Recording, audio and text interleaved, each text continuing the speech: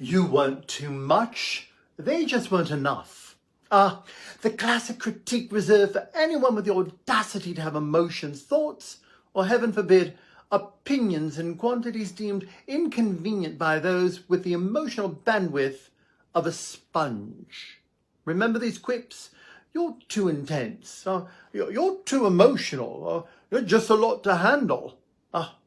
The thoughts we whisper to ourselves late at night, wondering if perhaps we should shrink or soften or sand down the edges just enough to make ourselves digestible to those who never had the appetite for depth in the first place.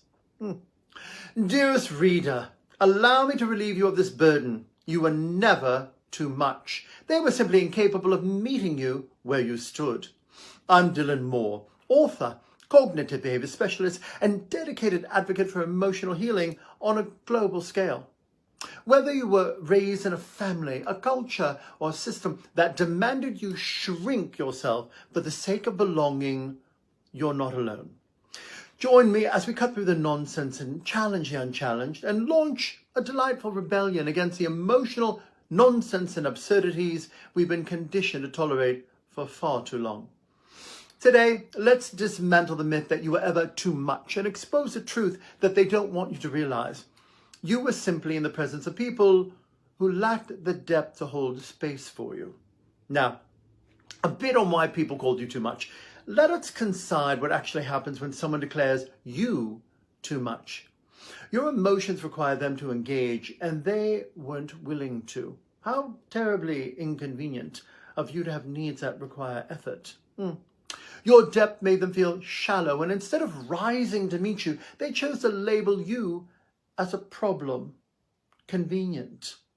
You saw through their nonsense, and nothing unsettles people quite like someone who refused to accept their carefully curated illusions. You expected emotional reciprocity, and for some, the very idea of meeting someone with equal depth is simply too exhausting. If someone tells you that you're too much, ask yourself this: too much for whom?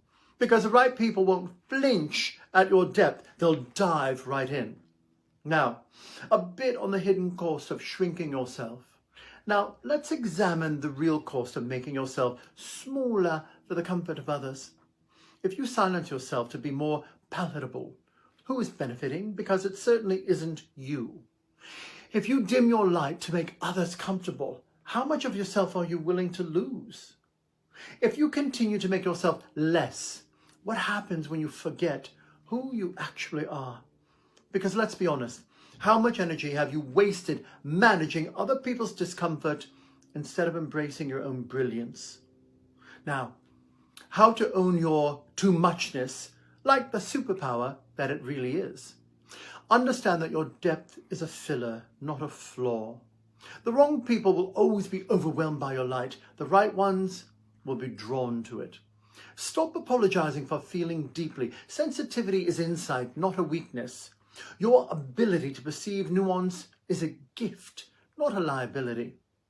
Refuse to make yourself smaller for those who refuse to expand. If they find you overwhelming, they are free to seek shelter elsewhere. Own your presence unapologetically. The moment you stop negotiating your worth, you'll attract those who see it without question. And now, a most scandalous realization.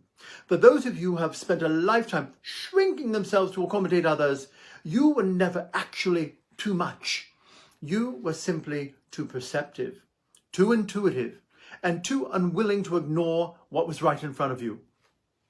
The world has long revered poets, philosophers, and visionaries for their emotional depth. Yet, when it comes to day-to-day existence, we are somehow expected to stuff it down, lest it inconvenience someone, with the self-awareness of a potted plant. But we are not here to make ourselves smaller. We are not here to be palatable. We are here to feel, to express, and to thrive. So, tell me, who convinced you that your emotions were too much? And more importantly, who stands to lose if you reclaim them? Drop a like or comment below, and let's normalize emotional intelligence as the superpower that it truly is. Together we rise, together we thrive. Let's rise fierce into a new life of power and personal freedom.